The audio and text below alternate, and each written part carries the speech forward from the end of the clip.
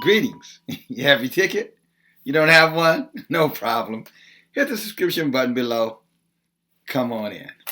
Hi everyone, DFG, Gideon's Flight here.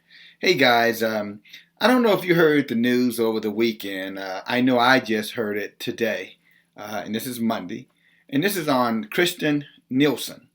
Now, if you guys don't know who Kristen Nielsen is the Secretary for Homeland Security. The Secretary for Homeland Security. Now, this person is responsible for, obviously, Department of Homeland Security. She's also responsible for FEMA. She's also responsible for the immigration issues, border issues, people coming into the country legally. She's also responsible for cyber security, very important. And then the last thing here is TSA, the Department of Transportation. The TAA is TSA people, Transportation Security Agency. People who check us when we go to the airport. Now, Kristen Nielsen resigned her position yesterday afternoon. As a matter of fact, she met with President Trump, I think last Friday, down in Cala, Mexico, I think that's how you pronounce it, Cal, Mexico, to review the border wall, because the president wanted to see what kind of progress was happening there. As a matter of fact, she was in Europe a few days before that and cut her trip short. Now, you know me, I won't waste your time. I don't get caught up into irrelevancies, and damn sure don't give a damn about hearing myself talking for the sake of talking. Kristen Nielsen is a very important person, and for this person to resign her position Sunday afternoon is an indicator of just how inept our government is. And I have to say that to you because, as you guys know, we've talked about this recently. We've got the situation going down in Venezuela with Russia and China bringing troops into Venezuela. We have now a situation in the Middle East where the Iranian National Guard, I think is what they're called, have been labeled now a terrorist organization, which means 100,000 Iranian Special Forces soldiers. The United States of America has identified them as a terrorist extremist organization, which means now that America can interfere with any kind of business transactions that involves Iran and any other countries doing business with Iran. Iran has already stated clearly that they're not going to take this sitting lightly, and there are going to be repercussions. And that matters, guys. I bring that up because that matters. We cannot be like ostriches with our heads stuck in the damn ground when all these things that are going on around the world, ultimately it's going to affect us. I know most people want to believe, well, that's not important and that's not in my business. It is your goddamn business. It's all of our business. If somebody starts shooting bombs over here or knock down the grid over here, you'll find out real fast how much of this is your damn business. So I don't want to hear that stupid shit. If you can't do any better than that, then, get off the damn video and go find something else to do and, live your life until it's snatched away from you. Okay? And your kids too, because of your incompetence and ignorance around understanding that there are some things that require your attention beyond the Super Bowl, the March Madness, and the World Series. All right? So take your head out your ass. For those I'm talking to, that group of people. For the rest of us who understand the importance of, understanding what goes on around the world affects us. As I was saying, what does not affect all of us directly, affects all of us indirectly. And so I bring this up because with this person stepping down from her position, now we have no one in charge. You have acting people in charge. So if a crisis or emergency is happening, or the people that should be responsible, the people that our tax dollars are going to, because we're told that those tax dollars are being taken to protect us, to keep us safe. When that money is going straight to the military-industrial complex, but it's neglecting Homeland Security, guys, that's a big problem. And for the president and the chief of staff, White House chief of staff, to make these kind of sudden decisions. Because I understand she resigned under duress. In essence, they wanted her gone because they felt that she was not tough enough on the borders. And again, with all of these issues and all of these problems that we have, understanding that border security is important, but border security cannot be the main reason why we're firing or forcing people to resign out of their positions when we have all kind of other problems going on. And let me share this with you, okay? This is the document. You guys have heard me talk about the document, the state of emergency document that President Trump signed off on last week, all right? And it says how to surviving a catastrophic power outage, okay? And I'm showing you this because, a lot of people, you hear us talking about these things, and again, I'm not sure. I think that most of you guys know that I would be honest with you and would not, bring these things to your attention if they did not matter. But this is look at the thickness of this document. I don't know if you can make that out. Maybe you can make it out better this way. That's the thickness of this document, okay? And I've read through the document. And everything that I've talked to you about in times past is somewhere inside of this document. And let me give you a quick idea. I just highlighted a couple of things. I'm not going to take you through all of this.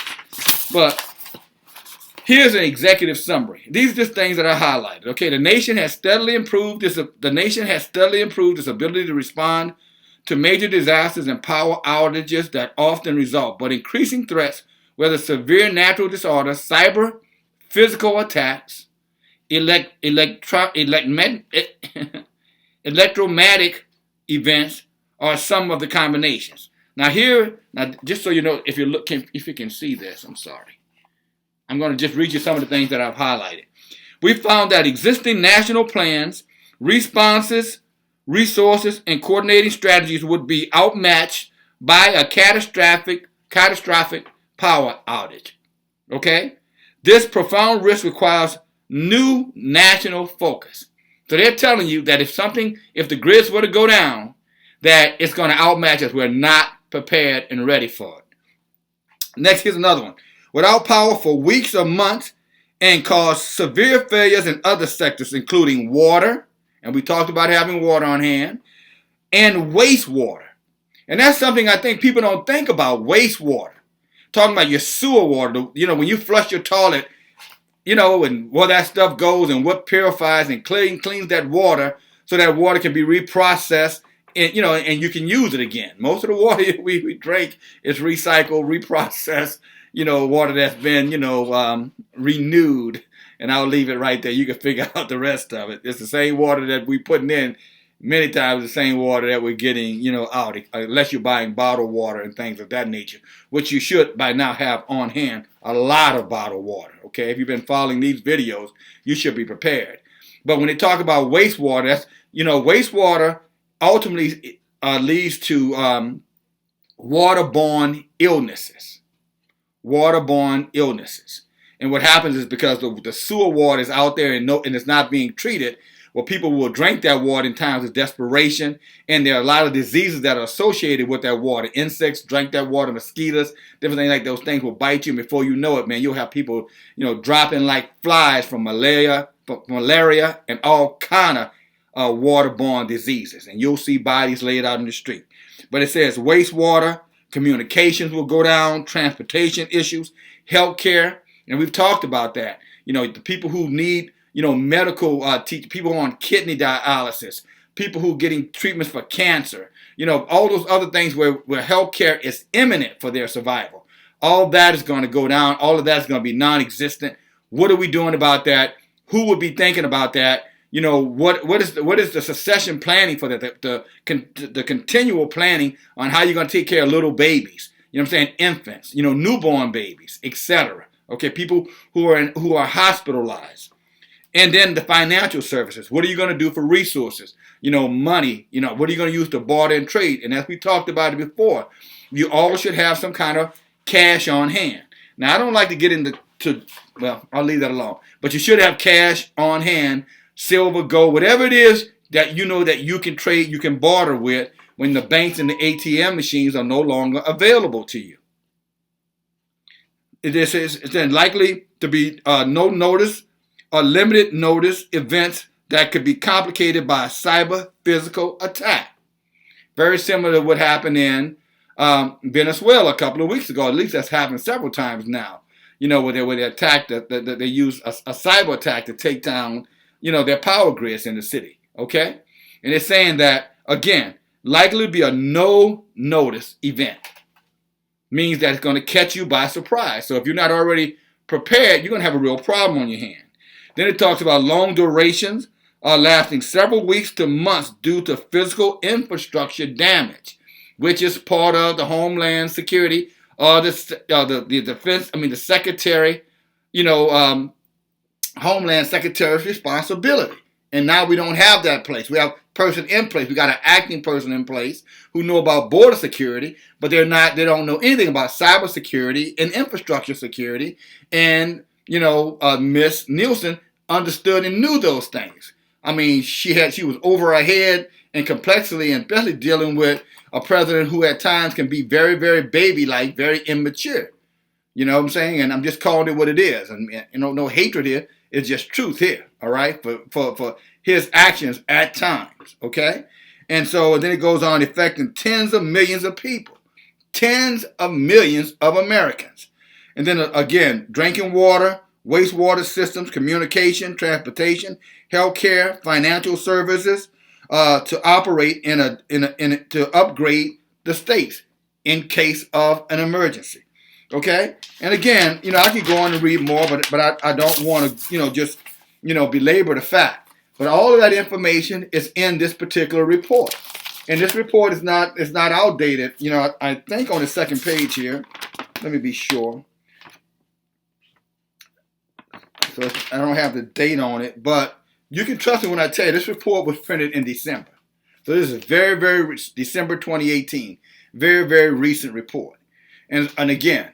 It's just to tell you guys, again, be prepared, because anytime we have a situation, that's what happened in New Orleans with Katrina. Give you a quick scenario. And I'm a native New Orleanian and happened to be living right outside of New Orleans for Katrina and was a part of evacuating my family out of the lower Ninth Ward, to ensure that that they survived. Because had my family not evacuated, my elderly mom at the time, my brother who had little baby kids, good friend of mine who had small children. It's a good possibility had they stayed home, they would be a statistic today. And by the grace of Yahweh, we were together and we had a plan and we were able to get out of that area.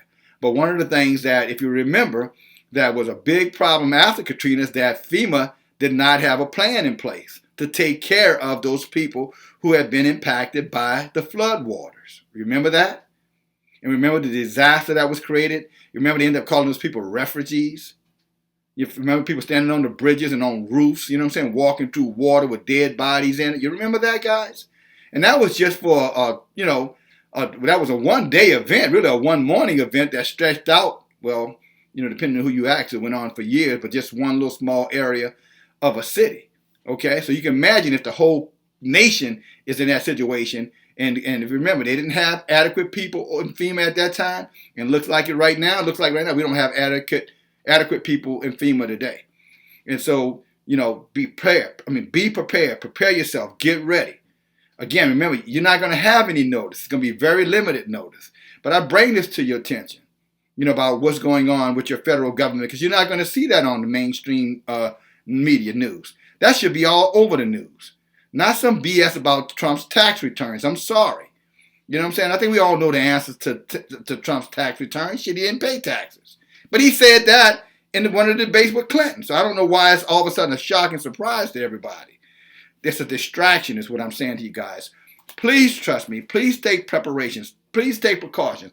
If you have little kids, you have elderly people, if you're on medication, you need medical support, make sure you have generators, other alternatives, guys, to make sure food, water, ammunition, all those things, a place to escape, a community of people to help protect your possessions, guys, so that when the mobs come, you don't lose without a fight, okay?